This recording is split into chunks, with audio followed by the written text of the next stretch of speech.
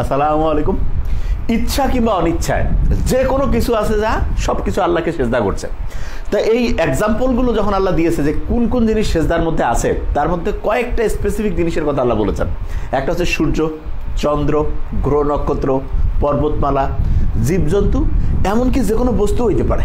তো অনেকের মাথায় প্রশ্ন আসবে যে যে কোনো বস্তু যে আছে এইটার মধ্যে কি এমন কোয়ালিটি আছে যে সে আল্লাহকে সেজদা করতে পারবে। তো এই আয়াতটা যে আল্লাহ নাজিল করছে এইটা কোন সূরায় এবং এটার সাথে বিজ্ঞানের কি সম্পর্ক সেটা আমরা আবিষ্কারের চেষ্টা করব। এইখানে একটা ইন্টারেস্টিং জিনিস হচ্ছে এই আয়াতটা আল্লাহ নাজিল করছে 22 নম্বর একটা সূরা আছে, সূরা হজ। আচ্ছা, হজের সময় আমরা কি করি?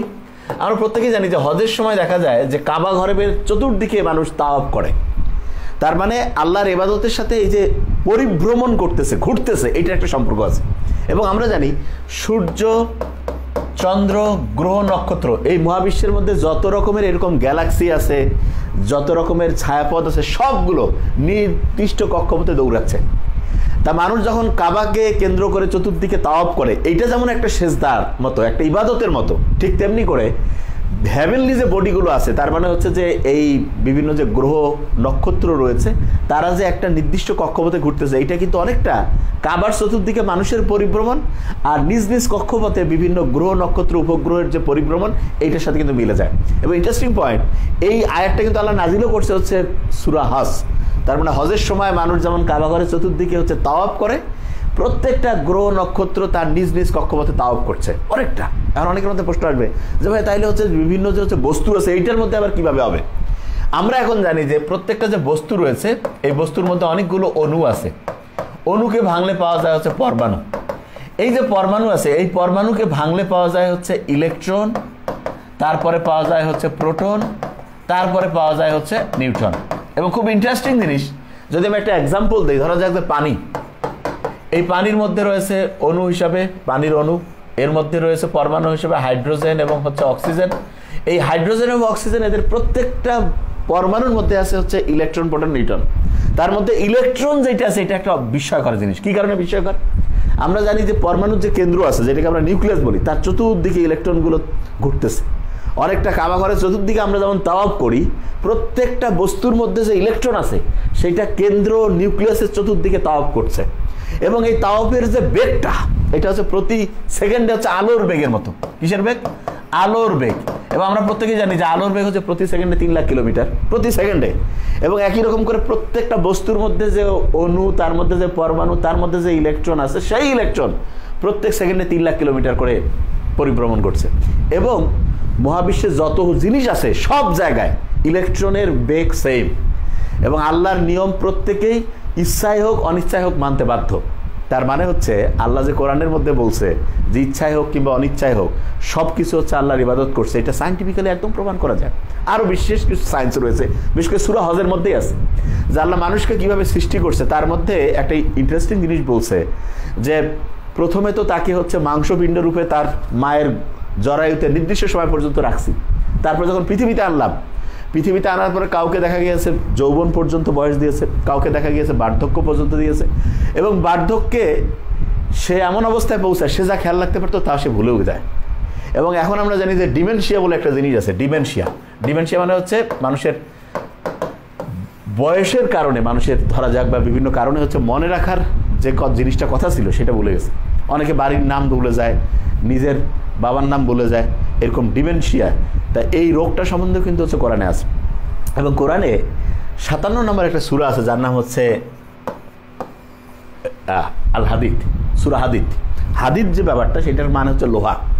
তা আমরা যদি গোটাল কোরআন শরীফটাকে 114টা সূরা ধরি, 114টা সূরাই আছে, তাকে যদি 2 দিয়ে ভাগ করি তাহলে ঠিক এক্স্যাক্টলি 57 নম্বর যে ইয়াটা আছে এই সংখ্যাটা আমরা পাই 57। এবং সারা পৃথিবীকে আমরা যে এর যে এরিয়া সেটাকে যদি 2 দিয়ে ভাগ করি তাহলে যে জিনিসটা পাবো সেটা হচ্ছে পৃথিবীর ঠিক কেন্দ্র। তার মানে আমরা যদি পৃথিবীটাকে একটা গোলাকার হচ্ছে যে মোটামুটি একটা চ্যাপ্টা গোলাকার জিনিস হিসেবে চিন্তা করি, তাহলে এর যে কেন্দ্র আছে সেই কেন্দ্রটা থেকে কিন্তু 2 দিকের দূরত্ব প্রায় সেম। ঠিক তেমনি করে কোরআনটাকে যদি আমরা 114টা সূরা ধরি তার মোটামুটি কেন্দ্র কিন্তু হচ্ছে 57। এবং ইন্টারেস্টিং পয়েন্ট, 57 নম্বর যে সূরাটা হচ্ছে লোহা নিয়ে বলা হয়েছে, বিজ্ঞানীরা এখন দেখতেছে পৃথিবীর যে কেন্দ্র সেইখানকার মধ্যে কিন্তু লোহা আছে। তার মানে কোরআনের কেন্দ্রে যেই সূরাটাকে যেই জিনিসটা নিয়ে আলোচনা করছে পৃথিবীর কেন্দ্রের মধ্যে ওই জিনিসটাই হচ্ছে পাওয়া যাচ্ছে, লোহা। এবং লোহা যেটা, এটা হচ্ছে যে ঊর্ধ্বালোক থেকে পৃথিবীতে আসছে। বিজ্ঞানীরা এখন দেখছে বিভিন্ন যে মৌলিক পদার্থ আছে, বিভিন্ন যে মৌলিক উপাদানগুলো আছে, তার মধ্যে লোহার যে উপাদান সেটা পৃথিবীর কোনো কিছুর সাথে মিলে না। এটা সত্যিকার অর্থে ঊর্ধ্বালোক থেকে আসছে। এবং আমরা জানি যে লোহার যে পারমাণবিক ভর, যেটা 56.সামথিং, তবে লোহার অনেকগুলো আইসোটোপ আছে, তার মধ্যে আইসোটোপের ক্যালকুলেশন করলে এটা 56.5 57 বলা যায়। এবং ইন্টারেস্টিং পয়েন্ট, 57 নম্বর যে সূরাটা আছে সেখানে কিন্তু লোহার কথা বলা হয়েছে। এবং আরেকটা বিস্ময়কর জিনিস, যেটা হচ্ছে সূরা ওই আবু লাহাবকে নিয়ে, মানে লাহাব নামে যে ইয়াটা রয়েছে, সেখানে আমরা যদি খেয়াল করি আবু লাহাব, কোরআনের সম্ভবত 111 নম্বর যে সূরাটা আছে, আবু লাহাবকে নিয়ে যখন সূরা নাজিল হয়েছে তারপরে কিন্তু 10 বছর টাইম ছিল, মানে আবু লাহাব মারা যাওয়ার। তার মানে আবু লাহাব মারা যাওয়ার 10 বছর আগে এই সূরাটা নাজিল হয়েছে। কিন্তু ইন্টারেস্টিং পয়েন্ট, সেখানে বলেই দিয়েছে যে আবু লাহাব হচ্ছে যে জাহান্নামে যাবে, আগুনে পুড়বে। তার মানে নিশ্চিত আল্লাহ বলে দিয়েছে। এবং তার স্ত্রী যে আছে সে মারা যাবে গলায় রশি ঝুলে। এবং ভয়ঙ্কর দিক হচ্ছে আবু লাহাব কিন্তু পৃথিবীতে 10 বছর ছিল এই সূরা তার সম্বন্ধে নাজিল হওয়ার পরে সে শাহাদাত, মানে আল্লাহর হচ্ছে যে ওইটাকে বলে শাহাদা পালন করেন। এবারে আল্লাহর হচ্ছে যে যে কালেমা আমরা যে ইসলামের, সেটা সে হচ্ছে যে বিশ্বাস আনে নাই। এবং দ্বিতীয় ব্যাপার হচ্ছে তার ওয়াইফ যে আছে সে হচ্ছে মাঠের মধ্যে ছাগল চড়ানোর আশেপাশে থাকতে থাকতে হঠাৎ করে গলায় রশি লেগেই কিন্তু সে মারা গেছে। এবং দুইটা মানে হচ্ছে ভবিষ্যৎবাণী কয়েক বছরের মধ্যে এটা প্রমাণ হয়। এবং আরেকটা ভবিষ্যৎবাণী যেটা হচ্ছে যে রোমান এবং পারস্যকে নিয়ে বলা হয়েছে, রোমান প্লাস পারস্য। তা মূলত পারস্য যারা ছিল তারা ছিল খুব পাওয়ারফুল কান্ট্রি। এখনকার সময় সুপার পাওয়ারফুল কান্ট্রি বলতে যেমন আমেরিকাকে বুঝিয়ে, ওই সময় তার চেয়ে বেশি পাওয়ারফুল ছিল পারস্য, খুবই পাওয়ারফুল। এবং রোমানরা দেখা যেত যে মানে হচ্ছে এরা হচ্ছে একত্ববাদে বিশ্বাস করতো, আর পারস্যরা এরা হচ্ছে মানে হচ্ছে বহু রকমের হচ্ছে স্রষ্টায় বিশ্বাসী ছিল।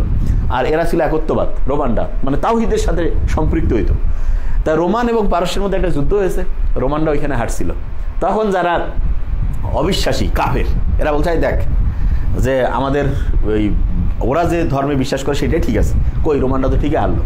তখন সূরা রোমে আল্লাহ রোমানদের নিয়ে একটা ভবিষ্যৎবাণী করছে যে এরা পরাজিত হয়েছে, তবে খুব নিকটবর্তী সময় তারা বিজয়ী হবে।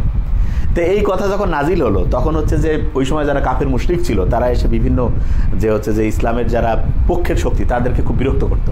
এমনকি আবু বকরের সাথেও তারা হচ্ছে যে বাজি ধরছে। ওই সময় বাজি ধরা ইসলামে বৈধ ছিল। এবং আবু বকরের সাথে বাজিটা ছিল এরকম যে 10টা হচ্ছে যে উট বাজি লাগানো হয়েছে। এবং ওই সময় আবু বকর বলছিল ঠিক আছে আমরা 6 থেকে 7 বছর টাইম ফিক্সড করছিল। তখন হচ্ছে যে মুহাম্মদ সাল্লাল্লাহু আলাইহি ওয়াসাল্লামের যখন এই জিনিসটা জানলো তখন বললো যে তুমি এটা 10 বছর পর্যন্ত করো, যে 10 বছরের মধ্যে এইটার রেজাল্ট হবে, রোমানরা বিজয়ী হবে, পারস্য পরাজিত হবে। এবং উট যেটা আছে সেটা 10টার জায়গায় 100টা করে ফেলো। সেটাই করা হলো। 7 বছরের মধ্যে, কোনো জায়গায় আছে 7, কোনো জায়গায় আছে 9, 7 থেকে 9 বছরের মধ্যে দেখা গেল যে রোমানরা হচ্ছে বিজয়ী হয়ে গেল, পারস্য পরাজিত হয়ে গেল। যেটা একেবারে বিস্ময়কর, মানে ওই সময় এটা চিন্তাই করা যায় না। কারণ এত পাওয়ারফুল পারস্য, তারা হচ্ছে যে রোমানদের কাছে পরাজিত হবে, যেটা কোরআনের সূরা রোমে আল্লাহ বলে দিয়েছেন, সেটা মাত্র 7 বছরের মধ্যে প্রমাণ হয়ে যায়। এবং তারপরে ওই যে 100টা যায় উট, সেটার একটা ইন্টারেস্টিং পয়েন্ট আছে। ওই সময় যখন বিজয় হইল তখন কিন্তু আবার হচ্ছে কোরআনে বাজি ধরা নিষিদ্ধ হয়েছে। এই জন্য মুহাম্মদ সাল্লাল্লাহু আলাইহি ওয়াসাল্লাম বলছে ওগুলো সব যারা হচ্ছে যে গরিব দুঃখী আছে আগের ওই সময় তাদেরকে হচ্ছে দান করে দিয়ে দাও।